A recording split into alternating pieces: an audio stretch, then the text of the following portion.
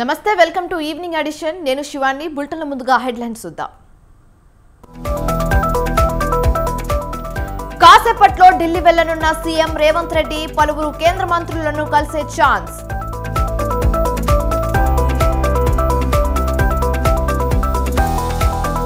చెత్తపై పన్ను వేసిన ఘనత జగన్కే దక్కింది అన్ని ఛార్జీలు పెంచుకుంటూ పోవడమే సీఎం పని అన్న లోకేష్ వాలంటీర్ వ్యవస్థకు చట్టపరమైన గుర్తింపు ఉందా పవన్ పై కుట్రపూరితంగా కేసు నమోదు చేశారన్న నాదెండ్ల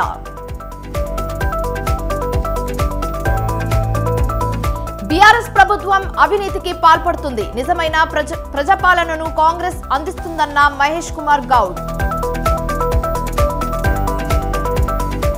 జవహర్ నగర్ కార్పొరేషన్ మేయర్ పై నెగ్గిన అవిశ్వాసం కావ్యకు వ్యతిరేకంగా ఓటేసిన 20 మంది కార్పొరేటర్లు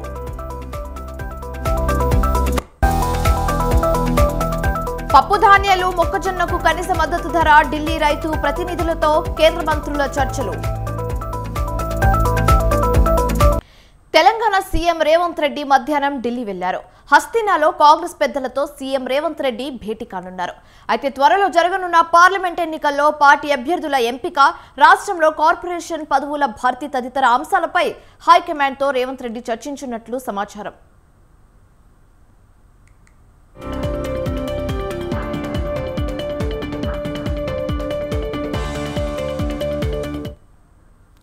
పార్లమెంట్ ఎన్నికల్లో పోటీ చేసే అభ్యర్థుల నుంచి ఇప్పటికే కాంగ్రెస్ పార్టీ దరఖాస్తులు స్వీకరించింది బీఆర్ఎస్ నుంచి కొత్తగా పార్టీలోకి వస్తున్న వారితో పాటు అసెంబ్లీ ఎన్నికల్లో టికెట్లు లభించని సొంత పార్టీ నేతల నుంచి ఎంపీ టికెట్ల విషయంలో ఒత్తిడి తీవ్రంగా ఉంది అయితే ఈ నేపథ్యంలో ఈ అంశాలపై అధిష్టానంతో చర్చించడానికి సీఎం ఢిల్లీకి వెళ్లినట్లు తెలుస్తుంది అయితే ఎంపీ టికెట్లు ఇవ్వలేని వారికి కార్పొరేషన్ బదులు ఇచ్చి బుజ్జగించే అవకాశం ఉన్నట్లు ప్రచారం జరుగుతుంది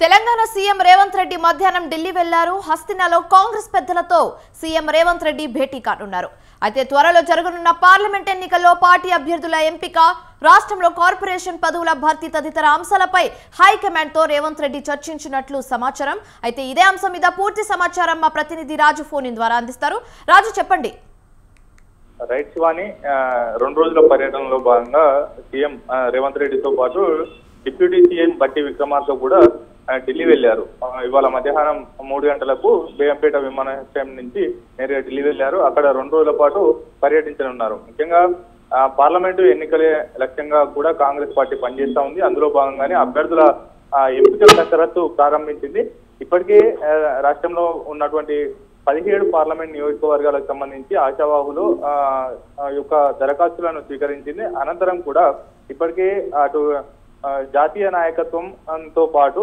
రాష్ట్రంలో ఉన్నటువంటి టీపీసీసీ వ్యూహకర్తగా వ్యవహరిస్తున్న సునీల్ కనుగోలు టీంలు కూడా రాష్ట్రంలో సర్వేలు ప్రారంభించాయి అట్ ది సేమ్ టైం కూడా ఢిల్లీలో ఈ యొక్క స్క్రీనింగ్ కమిటీ సమావేశం ఏఐసీసీ పార్లమెంటు ఎన్నికల స్క్రీనింగ్ కమిటీ సమావేశాలు ఉన్నాయి అందులో కూడా 20 నేతలు కూడా పాల్గొంటున్నారు వారితో పాటుగానే ఇతర అటు కార్పొరేషన్ల భర్తీ కావచ్చు అలాగే పార్లమెంటు నియోజకవర్గ అభ్యర్థుల ఎంపిక పైన కూడా కసరత్తు చేయనున్నాయి రానున్న రోజుల్లో ఎవరెవరికి అవకాశం దక్కాలి ఏంటి అనేటటువంటి అంశాలను కూడా అందులో చర్చించనున్నారు ఇప్పటికే నియోజకవర్గాల వారిగా బలాబలాలు అలాగే ఇతర పార్టీల్లో ఉన్నటువంటి నేతలు కాంగ్రెస్ పార్టీలో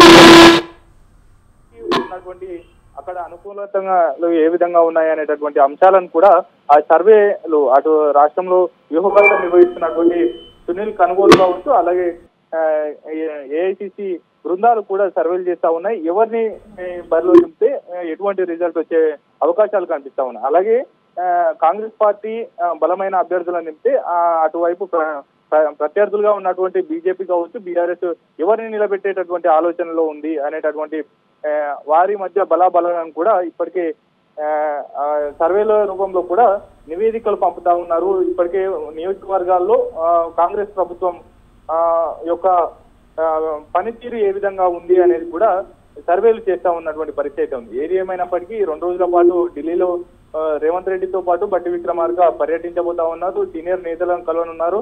అయితే రానున్న రోజుల్లో ఎటువంటి నిర్ణయం తీసుకోవాలి, దాంతో పాటుగానే పార్లమెంటు ఎన్నికల్లో అనుసరించాల్సినటువంటి వ్యూహాలు, అలాగే ప్రచారాల్లో ఎవరెవరు పాల్గొంటారు అగ్రనేతలు అనేటటువంటి అంశాలకు సంబంధించి కూడా కొంత క్లారిటీ వచ్చేటటువంటి అవకాశం ఉంది. దీంతో పాటుగానే ఏఐసిసి అగ్రనేతగా ఉన్నటువంటి రణదీప్ సుర్జేవాలా కుమారుడి వివాహంలో కూడా 20 నేతలు పాల్గొననున్నట్లయితే మనకు సమాచారం అంతా ఉంది.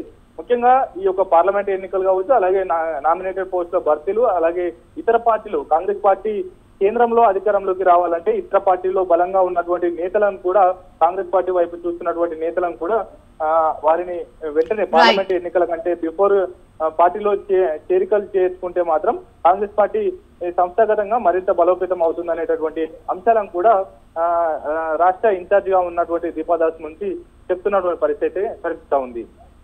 Right, thanks for the updates రాజు.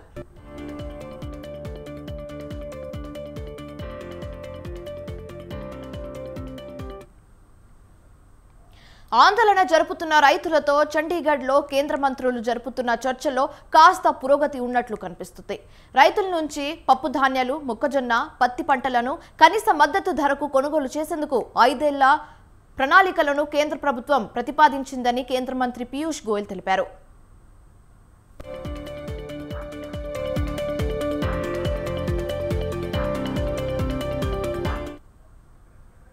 అయితే భారతీయ కిసాన్ మజ్దూర్ యూనియన్ ఇతర రైతు నాయకులతో చర్చలు సానుకూలంగా జరిగాయని పీయూష్ గోయల్ అన్నారు. రైతులు ఇతర కిసాన్ సంఘాల నాయకులతో చర్చించి రేపు ఉదయానికల్లా తమ నిర్ణయాన్ని చెప్తానన్నారు. అయితే ఢిల్లీకి తిరిగి వచ్చిన తర్వాత ఎన్సీసీఎఫ్, నాఫెడ్తో చర్చలు జరుపుతామని ఆయన తెలిపారు.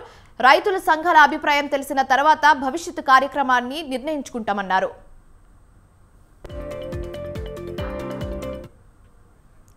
వాణిజ్య మంత్రి పీయూష్ గోయల్, వ్యవసాయ మంత్రి అర్జున్ ముండా, కేంద్ర హోంశాఖ సహాయ మంత్రి నిత్యానంద్ రాయ్ రైతులతో 4వ దఫా చర్చలు జరిపారు.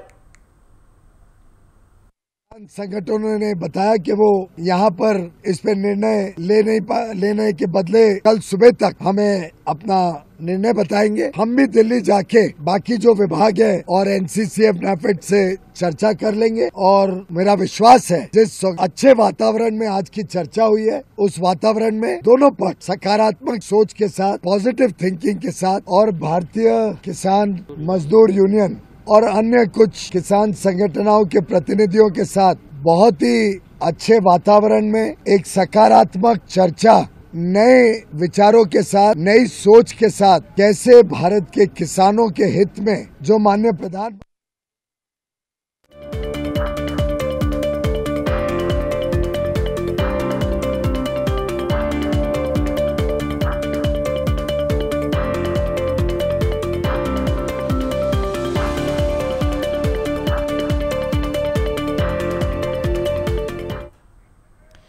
బులెటిన్ లో మరో బ్రేకింగ్ న్యూస్ చూస్తున్నాం. మేడ్చల్ మల్కాజ్గిరి జిల్లా జవహర్ నగర్ మేయర్ మేకల కావ్యపై కాంగ్రెస్ పెట్టిన అవిశ్వాసం నెగ్గింది. ఆమెకు వ్యతిరేకంగా 20 మంది కార్పొరేటర్లు ఓటేగా అనుకూలంగా 8 మంది వేశారు. అయితే అవిశ్వాసం ప్రవేశపెట్టేలోపు ఆమె కాంగ్రెస్ లో చేరతానని జోరుగా ప్రచారం జరిగిన ఎమ్మెల్యే మల్లారెడ్డి సూచనతో ఆగిపోయినట్లు తెలుస్తోంది.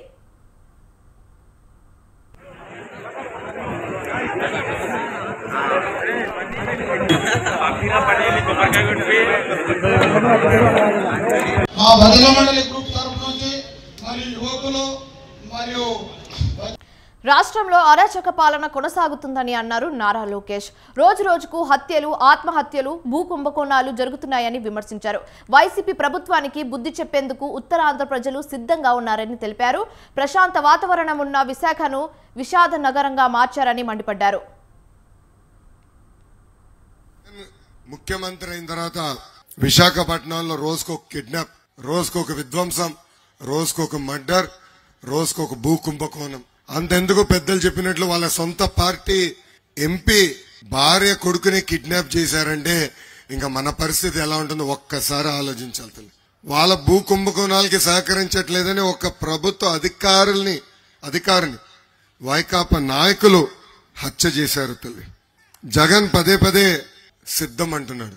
నిన్న కూడా సిద్ధం అంటూ రాప్తాడుకి వెళ్ళాడు. తల్లి అక్కడ ఆ రాప్తాడు సభలో వైకాపా కార్యకర్తలు నాయకులు మేం సిద్ధంగా లేవని తేల్చి చెప్పేశారు. అక్కడ ఏకంగా సభ తుస్సుమనింది. అక్కడ ప్రజలు వెళ్ళిపోతున్న సమయంలో అక్కడున్న మీడియా మిత్రుడు ఒకడు ఫోటోలు వీడియోలు తీస్తే ఏకంగా వైకాపా రౌడీలు అతన్ని చితకబాది కొట్టే పరిస్థితి అందరం చూసాం. సీఎం జగన్ కు చంద్రబాబు ఫోబియా పట్టుకుందని అన్నారు. రాప్తాడులో జరిగిన వైసీపీ సిద్ధం సభలో చంద్రబాబు పేరును పదే పదే గుర్తు చేశారని ఎద్దేవా చేశారు. సభలో చంద్రబాబు పేరును జపం చేస్తున్నారని విమర్శించారు. ఉత్తరాంధ్రకు పట్టిన దరిద్రమే జగన్ అని అన్నారు. ఫ్యాన్ రెక్కలు విరగ్గొట్టి చెత్తబుట్టలో పడేయాల్సిన సమయం వచ్చిందన్నారు. మంచి పనులు చెప్పుకుంటారు కానీ ఈ ముఖ్యమంత్రి సభకెళ్లి చంద్రబాబు నాయుడు గారి పేరుని జపం చేస్తున్నాడు. తల్లి గంట ప్రసంగంలో చంద్రబాబు నాయుడు గారి పేరుని 100 సార్లు పలికాడు ఈ జగన్. అంటే నాకు అప్పుడు అర్థమైంది ఏంటంటే ఆంధ్ర రాష్ట్రానికి ఈయనేమి పీకింది పొడిచింది ఏమి లేదు కాబట్టి ఇప్పుడు కూడా చంద్రబాబు నాయుడు గారే ఆయన కళలో వస్తున్నాడు. పాపం భారీ డైలాగులు కూడా కొట్టాడు. తల్లి సైకిల్ గురించి మాట్లాడాడు, గ్లాస్ గురించి మాట్లాడాడు, ఫ్యాన్ గురించి మాట్లాడాడు. సైకిల్ గ్లాస్ విలువ పెత్తందారికి అర్థమవుతుంది. తల్లి పెత్తందారికి అర్థమవుతుంది. సైకిల్ అనేది ఒక సామాన్యుడి చైతన్య రథం. సైకిల్ అనేది సామాన్యుడు చైతన్య రథం.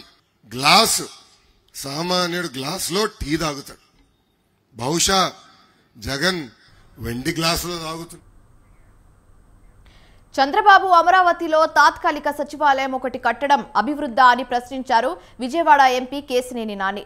అమరావతిలో ఒక బిల్డింగ్ కట్టి అదే రాజధాని అంటున్నారని విమర్శించారు. అభివృద్ధిపై చంద్రబాబు విసిరిన సవాల్పై చర్చించేందుకు తాను సిద్ధమని కేశినేని నాని చెప్పారు. తిరువూరు నియోజకవర్గానికి 2200 కోట్లు సంక్షేమం అభివృద్ధి పథకాల పేరుతో ప్రజలకు అందించామని చెప్పారు. మీ వద్దకు ప్రతి 2000 మందికి ఒక సెక్రటరియట్ తీసుకొచ్చిన వ్యక్తి ప్రపంచంలోనే జగన్మోహన్ రెడ్డి గారిని సంబంధించింది.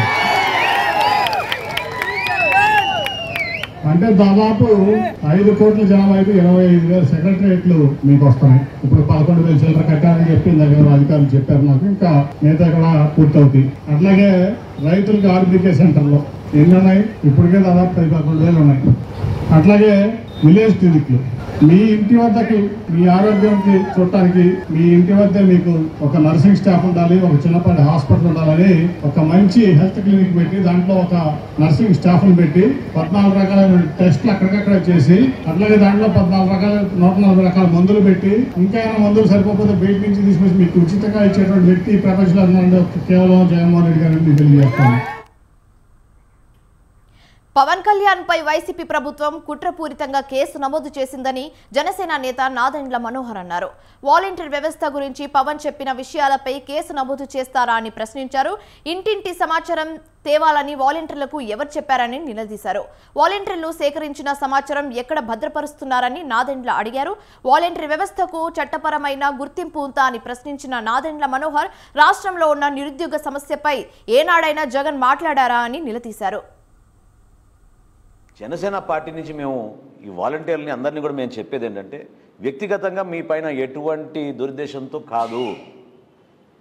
మేము మాట్లాడేది ఈ వ్యవస్థని దుర్వినియోగం చేసుకుని పవన్ కళ్యాణ్ గారు లేవనెత్తిన అంశాలని మీరు జాగ్రత్తగా విని ఆలోచించండి. జగన్మోహన్ రెడ్డి గారు మిమ్మల్ని స్టార్ క్యాంపెయినర్గా వాడుతున్నాడు. అది ఆయన ప్రయత్నం. ఇది కరెక్టా?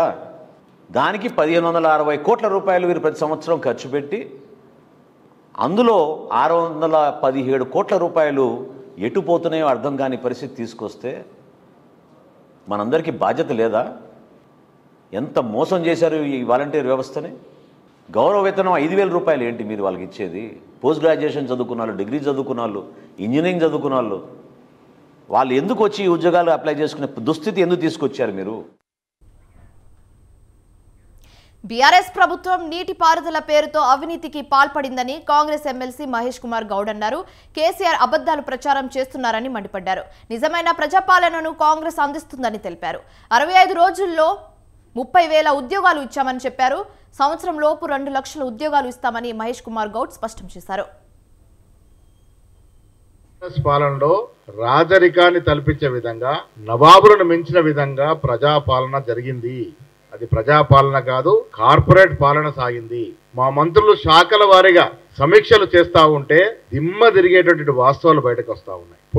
పుట్టలుగా అవినీతి పేరుకుపోయిన సందర్భం. మిత్రులారా, 65 రోజులు మాత్రమే అయింది. 30,000 ఉద్యోగాలు ఇచ్చాం. 2 లక్షల ఉద్యోగాలు సంవత్సరంలో ఇచ్చి తీరుతామనే మాట నిలబెట్టుకుంటాం. టిఆర్ఎస్ పార్టీ ప్రాజెక్టుల పేరిట చేసినటువంటి దోపిడీ శ్వేతపత్రం రూపంలో బయట పెడితే ఇలా దారి మళ్లించేందుకు, ప్రజల దృష్టిని ఆ వైపు నుంచి మళ్లించేందుకు, దక్షిణ తెలంగాణకి ఏదో అన్యాయం జరుగుతుందని, మీటి వాటాల మీద ప్రభుత్వం ఏదో కాంప్రమైజ్ అవుతుందని అసలైన ఆరోపణలు చేస్తా ఉన్నారు. సాక్షాత్తు ముఖ్యమంత్రి చేసిన కేసీఆరే బహిరంగ సభలో అబద్ధాలు మాట్లాడుతూ ఉన్నారు. ఇవాళ రాష్ట్రం మేము అధికారంలోకి వచ్చిన నాడు మాకు వారిచ్చిన బడ్జెట్ చిప్ప 0. ఎంత సిగ్గుచేటంటే సీఎం రిలీఫ్ ఫండ్ కి ఇచ్చినటువంటి 40,000 చెక్కులు పెండింగ్ లో ఉన్నాయి. అలా 10 ఏళ్ల బీఆర్ఎస్ పాలనలో రాజరికాన్ని తలపించే విధంగా, నవాబులను మించిన విధంగా ప్రజాపాలన జరిగింది. అది ప్రజాపాలన కాదు, కార్పొరేట్ పాలన సాగింది. జీహెచ్ఎంసీ కౌన్సిల్ సమావేశంలో గందరగోళం ఏర్పడింది. అరికపూడి గాంధీ వ్యాఖ్యలకు నిరసనగా మేయర్ పోడియం చుట్టుముట్టారు కాంగ్రెస్ కార్పొరేటర్లు. హైదరాబాద్ సమస్యలపై చర్చ సందర్భంగా జీహెచ్ఎంసీలో ఎలక్ట్రిసిటీ వ్యవస్థ కుప్పకూలిందని మండిపడ్డారు ఎమ్మెల్యే అరికపూడి గాంధీ. గత 5 నెలలుగా స్ట్రీట్ లైట్స్ పునరుద్ధరణ వ్యవస్థ ఆగిపోయిందని విమర్శించారాయన. అయితే స్ట్రీట్ లైట్స్ లేకపోవడం వల్ల క్రైమ్ పెరుగుతుందని ఆరోపించారు. ప్రజల సమస్యలను తీర్చేందుకు అధికారులు, ప్రజాప్రతినిధులు ఉన్నారని, కానీ కాంగ్రెస్ ప్రభుత్వంలో ప్రజల సమస్యలు తీరడం లేదన్నారు.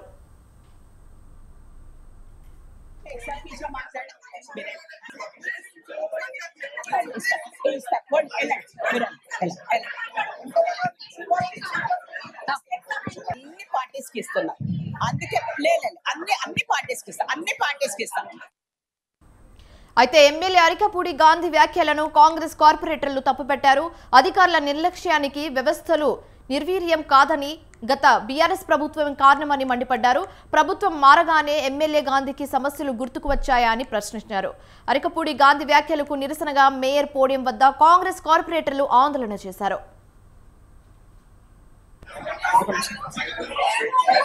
మేయర్ గారు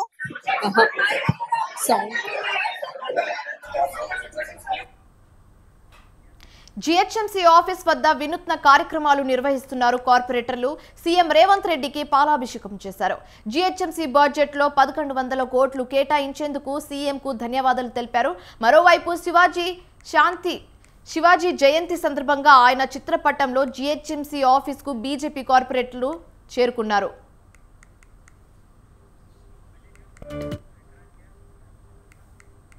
ఇదిలా ఉంటే తమకు బిల్లులు చెల్లించాలని కోరుతూ కాంట్రాక్టర్లు నిరసన తెలిపారు. ట్యాంక్ బండ్ పైన ఉన్న అంబేద్కర్ విగ్రహం వద్ద జీహెచ్ఎంసీ కార్పొరేటర్ల నిరసన వ్యక్తం చేశారు. 1200 కోట్ల పెండింగ్ బిల్లులు విడుదల చేయాలని డిమాండ్ చేశారు. బిల్లులు చెల్లించకుండా గత ప్రభుత్వం అన్యాయం చేసిందన్నారు. అయితే కాంగ్రెస్ ప్రభుత్వం అయినా బిల్లులు చెల్లించాలని వేడుకుంటున్నామని జీహెచ్ఎంసీ కాంట్రాక్టర్లు చెప్పారు.